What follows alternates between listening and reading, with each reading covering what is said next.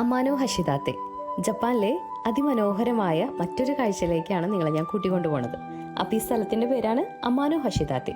വളരെ ഡിഫറെൻ്റ് ആയിട്ടുള്ള പേരുകൾ തന്നെയാണ്, അതുകൊണ്ട് തന്നെ നല്ല രസമാണ് നമുക്ക് പറയാൻ വേണ്ടിയിട്ട്. അപ്പോൾ അമാനോ ഹഷിദാത്തയിൽ നമ്മൾ കസാമസ്തു പാർക്കിലേക്കാണ് നമ്മൾ നീങ്ങുന്നത്.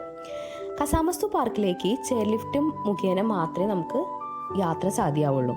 അതുകൊണ്ട് തന്നെ ആ ഒരു ചെയർ ലിഫ്റ്റ് യാത്ര എനിക്ക് നല്ല പേടി. തിരിഞ്ഞു നോക്കുമ്പോൾ ഹസ്ബൻഡിൻ്റെയും കുട്ടിയുടെയും ഒക്കെ ഫേസ് കണ്ടപ്പോൾ അവരുടെ സന്തോഷം കണ്ടപ്പോൾ എനിക്ക് നല്ല ധൈര്യം.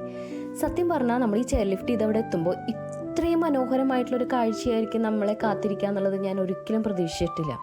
ഇവിടെ എത്തിക്കഴിഞ്ഞാൽ നമുക്ക് ഓരോരുത്തർക്കും മനസ്സിലാവും പ്രകൃതി മനുഷ്യൻ്റെ കയ്യിൽ സൃഷ്ടിച്ച ഏറ്റവും വലിയ കലയാണെന്ന്. ഇവിടെ ഓരോ നിമിഷവും പ്രകൃതിയുടെ താളത്തിൽ പെയ്യുന്ന ഒരു സംഗീതം പോലെയായിട്ട് എനിക്ക് തോന്നി.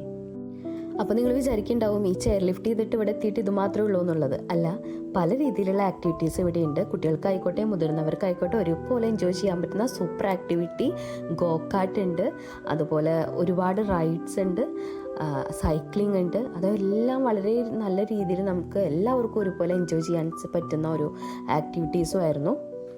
ഇവിടെ മറ്റൊരു പ്രത്യേകത കൂടി ഉണ്ട് കേട്ടോ. ഇവിടെ എത്തുമ്പോൾ ആളുകൾ സാധാരണയായി മടക്കി നിന്ന് തല കീഴായിട്ട് നോക്കണത്രേ.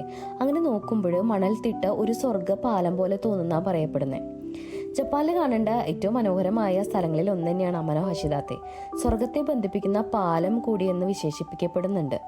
പൃഥ്വിയിലൊരു സ്വർഗ്ഗ സൗന്ദര്യം പോലെ തോന്നിയ ഈ സ്ഥലം എൻ്റെ മനസ്സിൽ ഒരിക്കലും മറക്കാനാവാത്ത ഒരു ഓർമ്മയായിട്ട് ശേഷിക്കുകയാണ്. അപ്പോൾ ജപ്പാൻ യാത്രയൊക്കെ നിങ്ങൾക്ക് ഇഷ്ടപ്പെടുന്നുണ്ടെങ്കിൽ കമൻ്റായിട്ട് കുറിച്ചോളൂ, ഒപ്പം വിമർശനങ്ങളും.